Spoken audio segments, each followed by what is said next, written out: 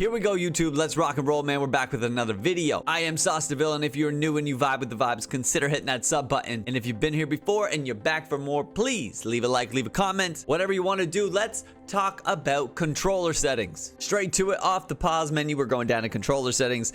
Let's talk about everything here, man. Just a little bit, and I'll show you what I got. For shooting and dribbling, most of your stuff is going to be pretty personal to you because it's mostly visual stuff. But let's look at the bottom three real quick. Pro stick function I have on default because if you change it to either dribble moves or shots, either or, that's all you're going to be able to do with the stick. And if you leave it on default, you can do both. Pro stick orientation I always leave on absolute so I know where I am at all times. Passive dribble hand switches, some people don't even know that this is on, and I believe it's enabled by default. We're going to disable that because I like to have control and I like to know what's about to happen or when things are supposed to happen. Basically, this setting just means if you stand still and you have it enabled, your character is going to dribble and switch hands randomly whenever it wants. Now, I don't know about you, but if the defense is right there, I don't want my character to just be doing crossovers in front of the defense by themselves.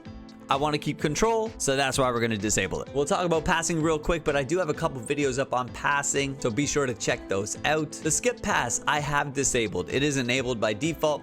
But again, if you accidentally hold the button a little bit too long, or 2K thinks you're holding the button a little bit too long, you know those inbound passes that go all the way down the court, usually by accident, and a lot of times results in a turnover. We don't want to do that, so we're going to disable skip pass. Icon passing, I have pass type control, absolutely my favorite pass setting in the game. Pass target profile I have on custom because I have my pass target direction turned as high as it'll go. If you saw the video on that, you know exactly why and what I'm talking about. It's annoying. The pro stick pass type I have set to flashy just for the sake of it. When you bring up your icons, if you flick the stick in any direction towards an icon, it'll make a pass to that person. Now, because there are so many ways to pass the ball in NBA 2K26, I said, you know what? Why not just make this my flashy pass? If you play 5v5 game modes or you're working with an AI, maybe in the rec, somebody quit or whatever, hold lob pass button I have set to cut to basket. Basically, it just makes them cut to the hoop, hit a backdoor cut, whatever. It'll work if somebody's not paying attention. You catch them sleeping. Auto lob to moving receiver. We have a video for that as well. You can click it and go check it out, but I have that disabled. This is kind of a new thing going on in 2K26. Basically, it will lob a pass over the top every time somebody's cutting to the rim. Not 100% sure if it's a good thing, but there's a button for that. You just push triangle or Y. Call for pick and roll or fade.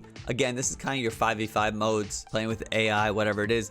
I have a manual set here because I want to determine if I want that person to roll to the hoop, to slip the screen, or to pop and take a jump shot. Receiver control, similar to holding Y or triangle, where it makes them go backdoor or cut to the net. This one we can hold circle or B and determine what we want them to do. For me, I like them coming straight to the ball, turns into a handoff. We can reset the play or whatever, get me out of trouble. So we have one button sending them away and we have one button bringing them closer. I think it works out. Help defense button I have set to double team just so that I can try to really fluster the other people, but only when I want to, which I think is important. Pro stick defense on absolute again, and the rest are kind of up for debate, whatever you want to do. Other functions, look, the vibration is off.